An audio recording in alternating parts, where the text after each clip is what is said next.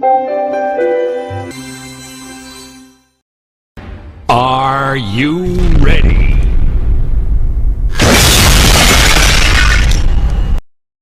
तो अगर मैं आपको बोलूं 1 प्रिंट करना है 10 बार, तो इजीली आप क्या करोगे, 10 बार प्रिंट स्टेटमेंट लिख के मुझे दिखा दोगे। लेकिन 10 के जगह पे अगर मैं आपको बोलूं 100 बार या 1000 बार प्रिंट करके दिखाओ, तो क्या यहाँ पे आप बैठ के 100 बार या फिर 1000 बार प्रिंट स्टेटमेंट लिखने जाओगे? वैसा तो करोगे नहीं। तो ऐसे ही कुछ काम अगर हम लोग को रिपीटेडली बहुत बार करना हो, तो वहां पे हम लोग यूज करते हैं लूप। तो आज इस वीडियो में हम लोग देखेंगे व्हाइल लूप, नेक्स्ट वीडियो में हम लोग देखेंगे फॉर लूप। तो ये सब चीजें किसी भी लैंग्वेजेस का फाउंडेशन होता है, तो इसीलिए अच्छे से ध्यान दे के देखो ताकि पूरा कॉन्सेप्ट क्लियर हो जाए और कोई भी प्रोग्राम हम लोग इजीली लिख सके। तो सब कुछ यहाँ हम लोग एग्जाम्पल के साथ सॉल्व करते हैं और पूरा लॉजिकली समझते हैं, ताकि आपको क्वेश्चन देखते ही समझ में आ जाए कि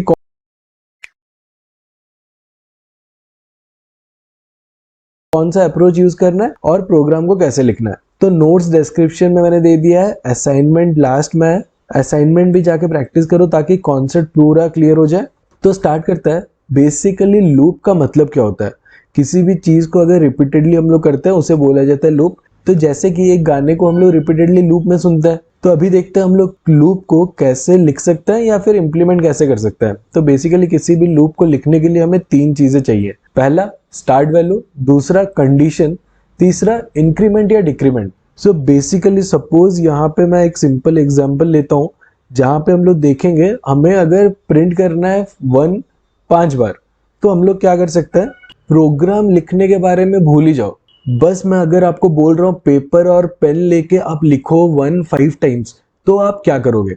ऐसे ही 1 1 1 1 और 1 आप लिख दोगे। लेकिन वही चीज हमें सोचना है कि हमारे दिमाग ने कैसे ये चीज सोचा कि 5 बार ही लिख के रुक जाना है। कहीं ना कहीं हम लोग 1 लिखने के बाद काउंट कर रहे हैं दिमाग में कि कितनी बार हम लोग ने काउंट लिखा है अभी तक। और जब हम लोग ने 5वां 1 लिख दिया, तब हम लोग के दिमाग को पता चल गया कि भाई नेक्स्ट टाइम मुझे और 1 नहीं लिखना है।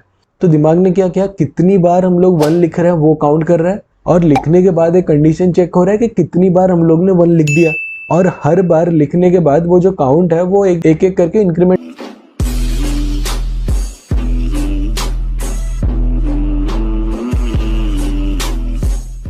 हो रहा है। पहली बार जब हम लोगों ने 1 लिखा तो 1 था काउंट, उसके बाद दूसरी बार लिखने के लिए दिमाग ने बोल दिया अच्छा 2 बार लिख दिया, उसके बाद 3 बार लिख दिया। ऐसे ही कर करके 5 बार हम लोग ने लिख दिया, उसके बाद आगे नहीं लिखना। तो सिमिलर चीज हम लोग प्रोग्राम में कैसे लिखे? यहाँ पे व्हाइल का सिंटैक्स आपको दिख रहा होगा, व्हाइल उसके बाद कंडीशन, उसके बाद जो भी उसका बॉडी है वो हम लोग लिख सकते हैं। तो बेसिकली हमें क्या करना है, 5 बार हम लोग को प्रिंट करना है। तो पहले इनिशियल वैल्यू हम लोग क्या ले सकते हैं, i = 1। उसके बाद हम लोग को एक कंडीशन लिखना है, जब तक ये i का वैल्यू 5 से कम है, मतलब 1 2 3 4 5 है, तब तक मुझे एक काम को रिपीटेडली करना है। तो यहाँ पे मैं लिख देता हूँ i <= 5 और कोलोन। उसके बाद जो बॉडी है विथ इंडेंटेशन हमें लिखना है। तो बॉडी में हम लोग क्या लिखेंगे, जो भी काम हम लोग रिपीटेडली कर रहे हैं। कौन सा काम यहाँ पे हम लोग रिपीटेडली कर रहे हैं, प्रिंट कर रहे हैं। क्या प्रिंट कर रहे हैं, 1 प्रिंट कर रहे हैं, तो यहाँ पे 1 लिख देंगे। उसके बाद हमें क्या करना है, i को इंक्रीमेंट करना है। हर बार i का वैल्यू एक बार प्रिंट होने के बाद 1 से 2 होना चाहिए, 2 से 3 होना चाहिए। उसके लिए हम लोग क्या लिख सकते हैं, i + 1, जिसका मतलब है i = i+1। Short hand operator में हम लोग लिख सकते हैं i + 1। हम लोगों ने देखा था ऑपरेटर्स पढ़ते टाइम। तो यहाँ पे बेसिकली क्या हो रहा है, 3 चीजें हो रही हैं।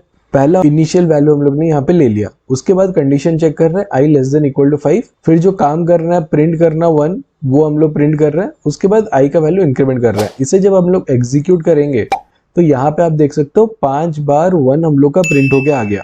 तो ये चीज कैसे एक्चुअली काम किया वो देखते हैं। पहली बार i = 1 था, तब हम लोग का ये कंडीशन चेक हुआ, क्या i जो कि है 1 <= 5, कंडीशन हो गया ट्रू।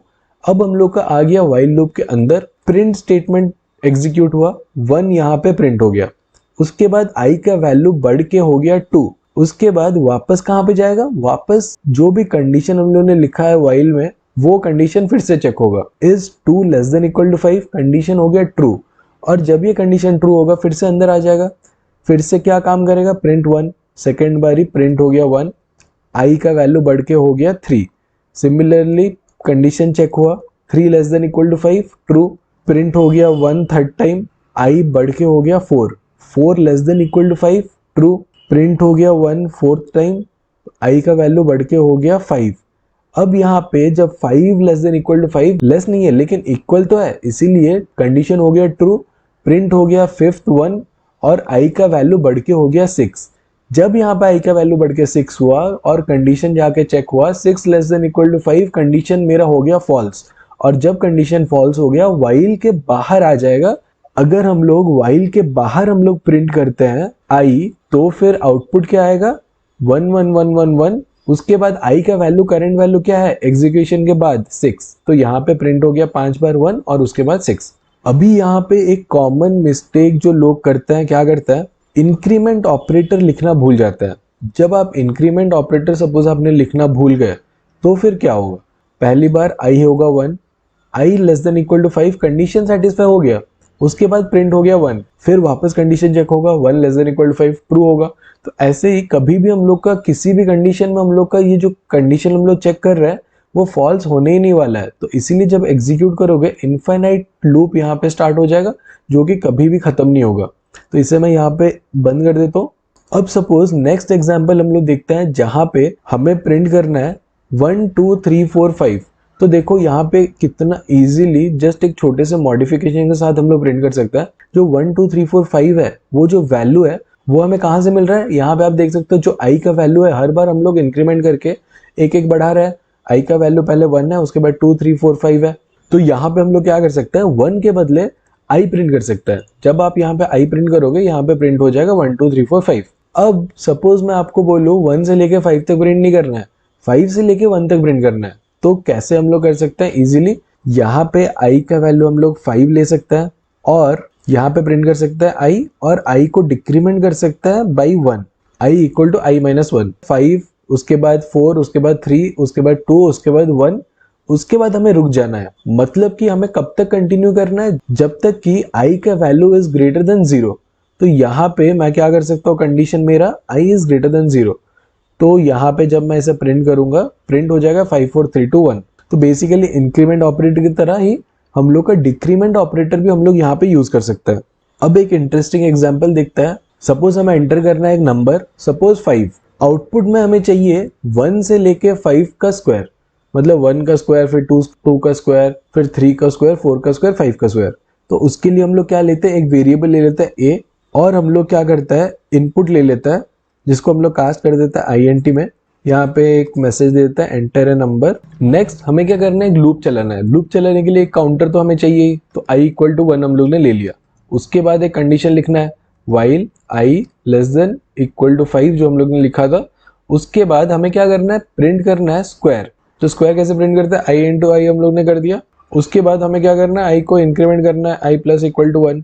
इसे आप एग्जीक्यूट करोगे तो आपका यहाँ पे आ जाएगा एंटर ए नंबर। सपोज मैंने 5 दिया, आपका यहाँ पे प्रिंट होके आ गया 1 4 9 16 25। अगर मैं इसे फिर से एग्जीक्यूट करता हूँ और मैं यहाँ पे नंबर देता हूँ 10, एक्सपेक्टेड आउटपुट क्या है, 1 से लेके 10 तक जितना भी स्क्वायर है वो आ जाए। लेकिन आप जब एग्जीक्यूट करोगे 1 से लेके 5 तक ही है।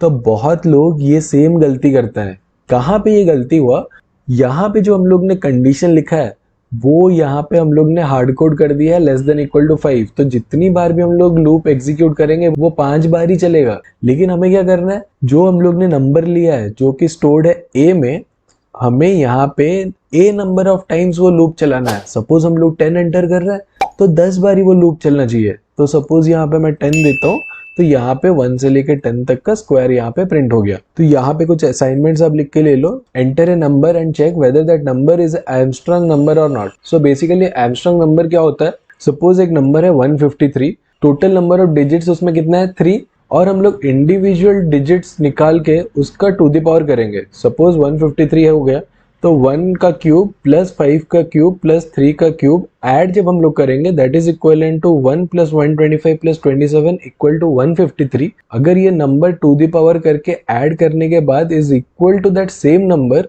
Then that number we can say is Armstrong number. So हम लोग को चेक करना है कोई नंबर आर्मस्ट्रांग नंबर है कि नहीं। थोड़ा सोचिए, नेक्स्ट वीडियो में हम लोग इसका सोल्यूशन देखेंगे। तो चलिए नेक्स्ट वीडियो मिलते हैं। वीडियो अच्छा लगा हो तो लाइक कर दीजिए और अपने फ्रेंड्स लोग के साथ भी शेयर कर दीजिए।